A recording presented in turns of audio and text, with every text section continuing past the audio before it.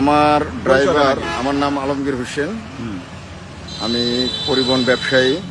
কিছুক্ষণ আগে আমার ড্রাইভারে আমাকে ফোন দিয়ে বলল যে জামাত শিবিরের লোক আমার গাড়ি চান্দুরা মোচর থেকে আটক করেছে। কিসের জন্য আটক করেছে?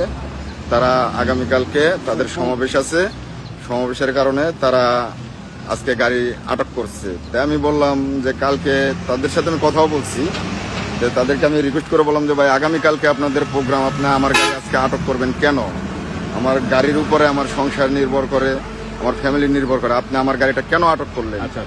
সে আমাকে বললো যে আপনার গাড়ি আটক করছে, আপনার গাড়ি এখন ছেড়ে দেবো, গাড়ির কাগজ রেখে আমি ছেড়ে দেবো, কালকে যাতে আপনার গাড়িটা এখানে আসে সেই জন্য আমি গাড়ির কাগজ রেখে দিলাম। তো ওনাকে আমি প্রশ্ন করলাম যে ভাই কাগজ ছাড়া যদি আমার গাড়িটা এখন ঢাকা ঢুকে প্রবেশ করে, তাহলে সার্জেন্ট পুলিশ আমার গাড়ির কাগজ চেক করতে পারে, তারা যদি আমার গাড়ির কাগজ না পায় আমার গাড়ির ডাম্পিং করতে পারে, মামলা দিতে পারে, জরিমানা করতে পারে, এর দায়ভার কে নেবে?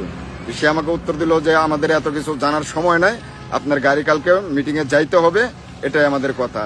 এখন ওনাদের ভাষ্য অনুযায়ী বুঝতেছি যে বিগত আমলে স্বৈরাচার শাসক আওয়ামী লীগ সরকার যা করছে, শেখ হাসিনা সরকার যা করছে, ছাত্রলীগ যুবলীগের পোলাপানরা দেখেছি বিগত আমলে তারা এই পরিবহন ব্যবসায়ীদেরকে অনেক হয়রানি করেছে।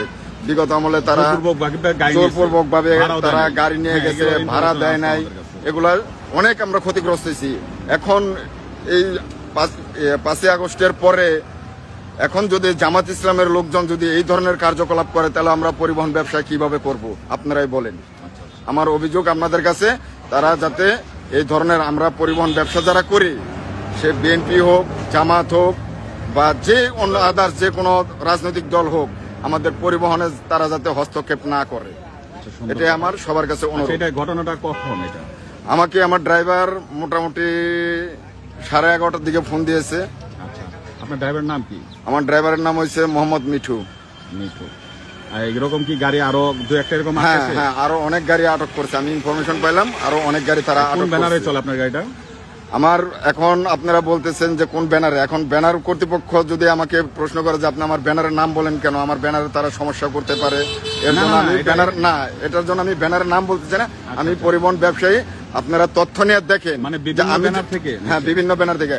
আমি বলতেছি যে আমার কথাটা কতটুক সত্য কতটুক মিথ্যা আপনারা প্রয়োজনে যাচাই করেন।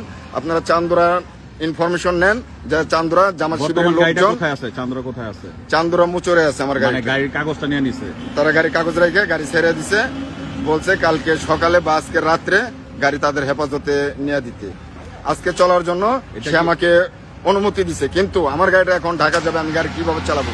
গাড়িটা আমার রাস্তা সার্জেন্ট পুলিশ আটক করে আমার গাড়ির কাগজ চেক করতে পারে।